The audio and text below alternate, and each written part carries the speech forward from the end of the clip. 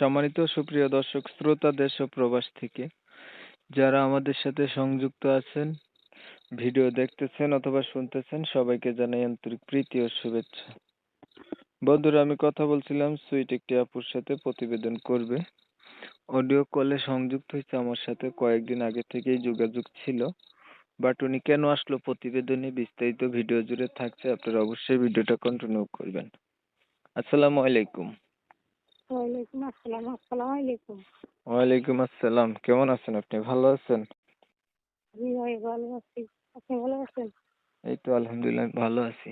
আপু ভালো আছেন, ভালো থাকবেন। ভালো থাকাই কামনা করছি। তবে শুনতে চাচ্ছি আপনি প্রতিবেদনে কেন আসছেন, বলেন। ভাই আসলে আমার আব্বু মারা গেছে, আম্মুর বিয়ে হয়ে গেছে, আমি নানুর কাছে থাকি। যদি ভালো মনের একটা মানুষ পাই যে আমার দায়িত্বটা নেবে, অনেক কষ্ট করতেছি। আব্বু মারা গেছে, মার বিয়ে হয়ে গেছে, নানির কাছে থাকেন, যদি ভালো মনের একটা মানুষ পান বিয়ে করবেন। অনেক কষ্টে দুঃখেতে আছেন। আপনার বিয়ে হয় নাই আগে? জি না, বয়স কত আপনার? 18-19 এরকম। লেখাপড়া কিছু জানেন? ক্লাস 6 পর্যন্ত পড়ছি। কোরআন শরীফ পড়তে পারেন? জি না। নামাজ পড়া হয়নি?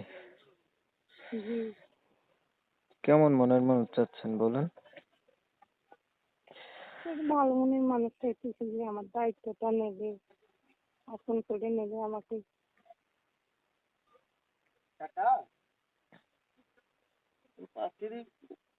যে আপনার দায়িত্ব নেবে, আপন করে নেবে, এমন একটা মনের মানুষ চাইতেছেন না? বয়স বেশি হলেও সমস্যা নাই।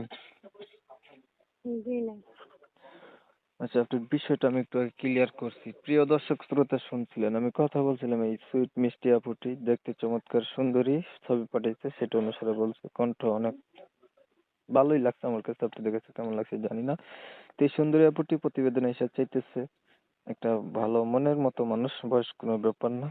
ওনার পরিবার সম্পর্কে জানতে গিয়ে জানলাম যে ওনার মার বিয়ে হয়ে গেছে, আর বাবা মারা গেছে, না? জি, এখন উনি নানির কাছে থাকে, চাইতেছে ওনার সবকিছু জানাশোনার পরে একটা ভালো মানুষ যদি ওনার দায়িত্ব নিয়ে ওনার পাশে থাকে, মনের সাথে মন যদি মিল খায়, তাইলে ওনার বিয়ে হবে, মানে বিয়ে করবে। এর জন্য উনি আসছে। তো কমিউনিটি গাইডলাইনের কারণে এই আপুটির নাম এবং ঠিকানা আপনাদের মাঝে তুলে ধরতে পারলাম না। আমি আন্তরিকভাবে দুঃখ প্রকাশ করছি। আপনারা অবশ্যই ওনার কাছ থেকে জেনে নেবেন ওনার নাম ঠিকানা, ওনার সাথে যোগাযোগ করলে বলতে পারবেন। তো আপনারা অনেক সময় নিয়ে আমার পাশে থাইকা আপনাদের মূল্যবান সময়গুলো নষ্ট কইরা, ধৈর্য ধইরা, কষ্ট কইরা চ্যানেলের ভিডিও দেখছেন, সবাইকে জানাই এমএসকে টিভির পক্ষ থেকে অসংখ্য ধন্যবাদ। আপু আর কিছু বলবেন? জি না। সবাই ভালো থাকবেন, সুস্থ থাকবেন। আল্লাহ হাফেজ।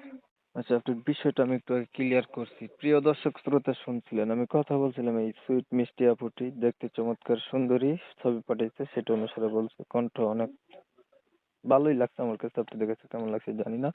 তো এই সুন্দরী আপুটি প্রতিবেদনে এসে চাইতেছে একটা ভালো মনের মতো মানুষ, বয়স কোনো ব্যাপার না।